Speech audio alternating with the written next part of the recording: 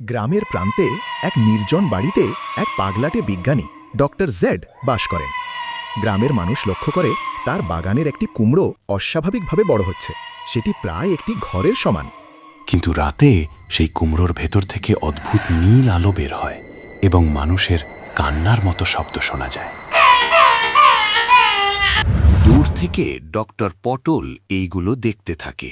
বিষয়টা আরও ভালোভাবে বোঝার জন্য সাহস নিয়ে ভিতরে যেতে লাগলো। কুমড়োটির কাছে যেতেই একটি দরজা কোথা থেকে হাজির হলো এবং সেটা খুলে গেল, যেটা দেখার জন্য ডক্টর পটল মোটেই প্রস্তুত ছিল না। ভেতরে ঢুকে সে স্তম্ভিত হয়ে যায়। কুমড়োটি আসলে কোনো ফল নয়, এটি একটি আধুনিক ল্যাবরেটরি। ডক্টর এক্স আসলে মানুষের মস্তিষ্ককে কম্পিউটারের সাথে যুক্ত করার চেষ্টা করছেন। ডক্টর এক্স পটলকে দেখে বন্দী করে ফেলে আর বলতে থাকে, এত বড় সাহস, আমার ল্যাবে প্রবেশ, এত বড় সাহস। পটল বন্দী হয়ে চিন্তিত হয়ে যায়। সেও গবেষণা চালিয়ে দরজা ভাঙার চেষ্টা করতে থাকে। অবশেষে দরজা ভেঙে পালিয়ে যায়। যদি চান আপনাদের নাম ও ভিডিওতে আসুক, তাহলে কমেন্ট করে জানিয়ে যেতে ভুলবেন না।